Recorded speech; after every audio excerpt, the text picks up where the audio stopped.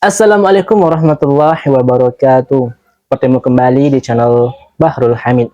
Seperti biasa di video kali ini kita akan membahas tentang seputaran pentingnya mengkaji Al-Quran.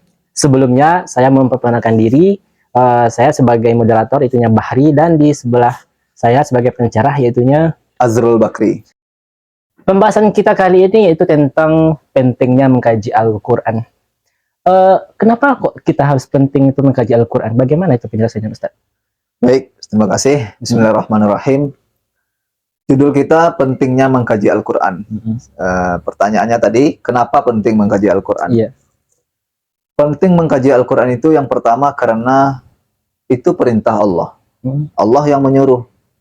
Bagaimana dalam surat yang ke-7 Al-A'raf ayat 1 sampai ayat 3. Dan juga Allah yang mewajibkan pakai kata-kata faradha dalam surat yang ke-28 Al-Qasas ayat yang ke-85. Dalam ayat ini Allah berfirman, "Innalladzi faradha 'alaikal Qur'an laradduka ila ma'ad." Sesungguhnya Allah lah yang telah memfardukan kepadamu Al-Qur'an, yang dengan itu akan mengembalikan kamu ke tempat kembali yang sebenarnya. Itu. Jadi pakai kata-kata faradha. Itu yang pertama karena itu perintah Allah. Allah yang menyuruh. Jadi kenapa penting mengkaji Al-Quran? Karena Allah yang nyuruh.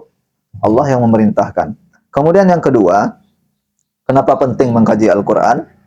Yaitu karena kondisi kita sekarang ini, orang kafir Yahudi dan Nasrani sudah sangat berhasil merusak, menghancurkan sendi-sendi Islam ini.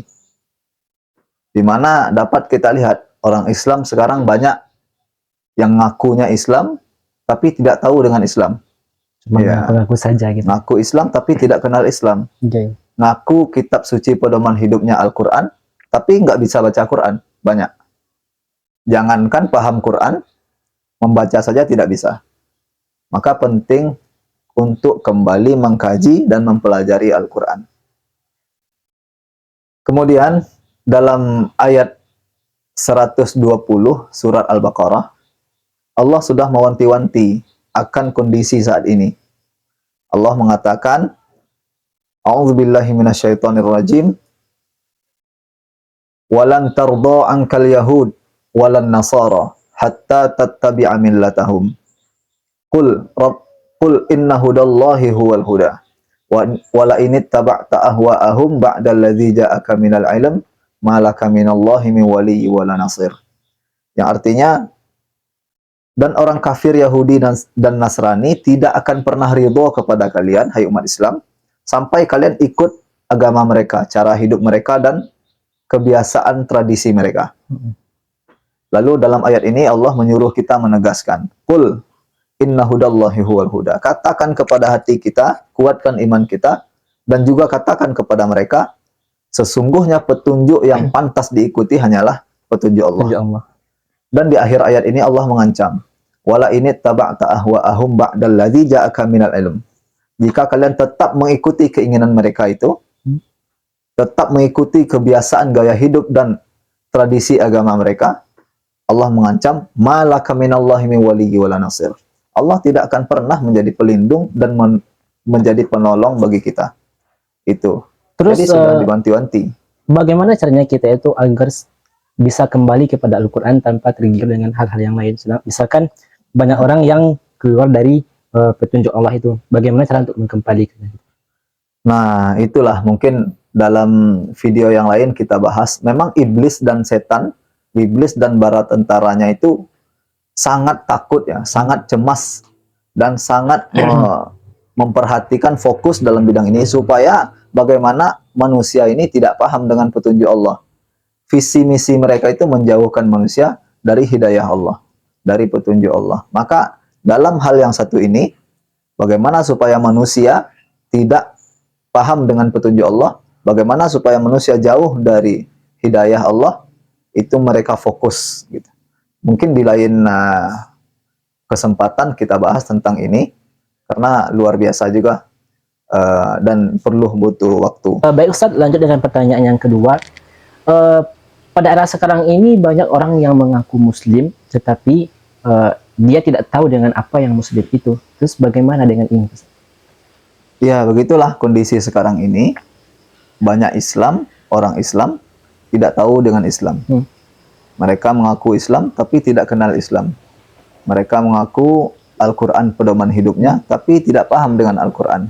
Inilah keberhasilan orang kafir dalam merusak sendi-sendi Islam. Islam itu kuat tergantung sebagaimana kuatnya kita berpegang teguh kepada Al-Quran.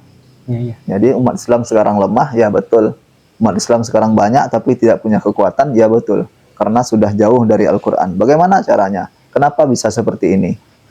Ya, orang kafir itu punya strategi rahasia. Mereka punya cara, punya metode, punya strategi. Strategi mereka ini dibongkar oleh Allah dalam Al-Quran. Dalam surat yang ke-41, surat Fussilat, ayat yang ke-26. Allah jelaskan di situ. وَقَالَ الَّذِينَ كَفَرُوا لَا تَسْمَعُوا لِهَذَا الْقُرْآنِ وَالْغَوْا فِيهِ لَعَلَّكُمْ تَغْلِبُونَ. Orang kafir itu saling berkata di antara mereka. Mereka saling membuat rencana, membuat makar bahwasanya la tasma'u lihadzal Qur'an. Jangan kalian tanggapi Al-Qur'an. Jangan kalian dengarkan Qur'an. Walghaw fihi. Buatlah kegaduhan, kekacauan dan kesia-siaan di dalam Al-Qur'an itu. La'allakum taghlibun, supaya kamu dapat mengalahkan umat Islam. Jadi ini ada dua strategi mereka, strategi rahasia mereka dalam menghancurkan kita, dalam mengalahkan umat Islam.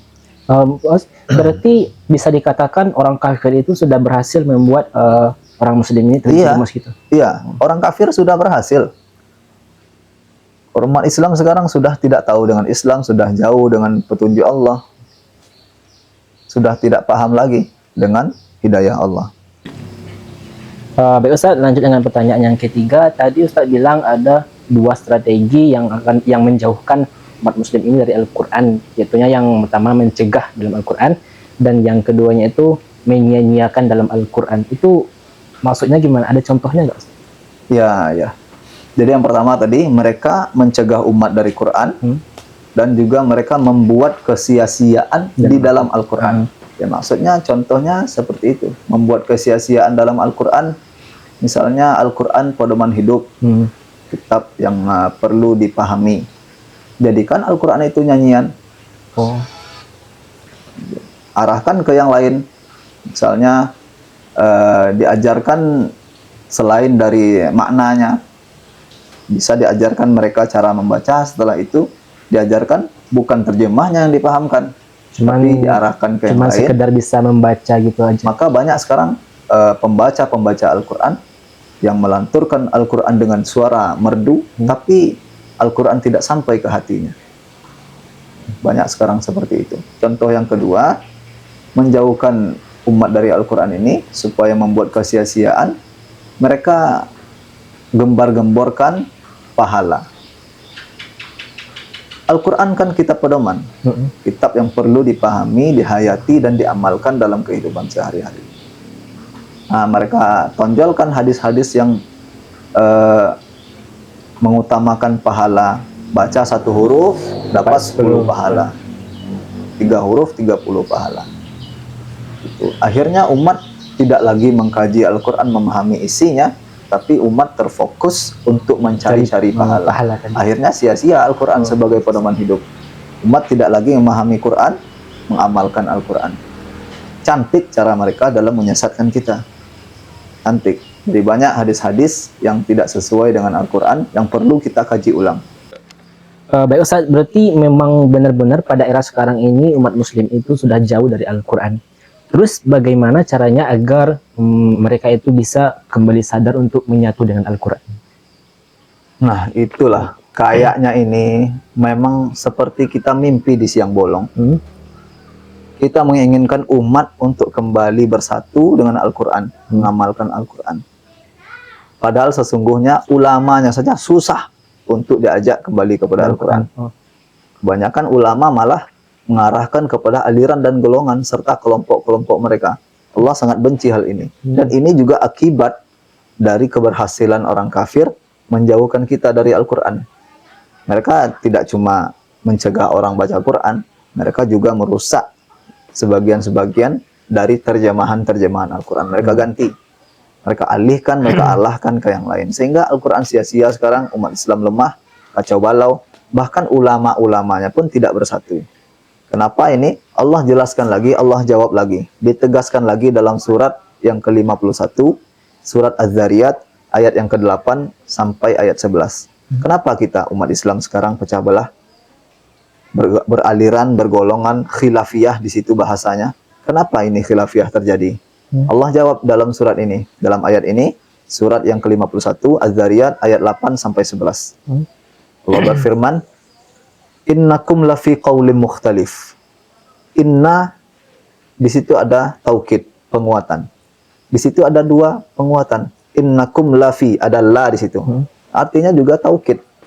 Benar-benar artinya. Sungguh kalian benar-benar akan berada dalam, qaulin itu artinya perkataan. Bisa juga berarti pendapat. Mukhtalif itu artinya ya asal kata khilafiyah itu dari mukhtalif. Ya, berselisih. Sungguh kalian pasti akan benar-benar berada dalam keadaan pendapat yang berbeda-beda. Berbeda-beda pendapat, pasti kalian berbeda pendapat. Kenapa? Lanjutannya. Allah jawab dalam ayat selanjutnya, yu'faku anhuman ufik. Karena kalian sudah dipalingkan dari Al-Quran oleh orang-orang yang telah berpaling dulu. Jadi sudah dari dahulu gitu. Mereka sudah kader ulama munafikun, ulama murtadin untuk menyesatkan umat. Mereka cetak ulama-ulama, ulama munafik. Jadi ada yang berpaling, sekarang murid-muridnya itu memalingkan umat dari Quran. Jadi makanya terkadang sekarang ini umat jadi jauh dari Al-Quran, susah diajak kembali, dan mereka terpecah belah jadi aliran-aliran, golongan-golongan, dan kelompok-kelompok, serta firqah-firqah. Allah benci dengan hal ini. Sehingga di lanjutan ayat ini, Allah mengancam dalam kondisi seperti ini Allah berfirman, Qutilal kharrasun, kata Allah, celakalah orang-orang yang banyak berdusta. Celaka orang-orang yang banyak berdusta. Siapa mereka itu?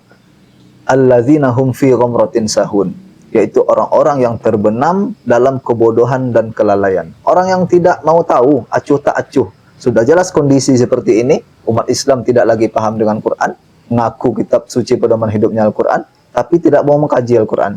Bagaimana mau mengamalkan? Bagaimana kenal dengan Islam? Sudah kacau seperti ini, mereka tidak juga mau tahu, acuh tak acuh. Maka orang seperti ini, kata Allah, celakalah. Qutilal kharrasun. Maka penting bagi kita untuk kembali kepada Al-Quran, mempelajari Al-Quran, sehingga kita bisa menghayati dan mengamalkannya dalam kehidupan sehari-hari. Baiklah teman-teman, mungkin sampai di sini dulu pembelajaran kita pada kesempatan kali ini, dan mungkin kita akan sambung pada lain waktu. Semoga apa yang disampaikan tadi bisa menambah ilmu kita dan pengetahuan kita. Amin. Ya Semoga kita tetap di jalan yang benar, yaitunya menurut tuntunan Al-Quran. Assalamualaikum warahmatullahi wabarakatuh.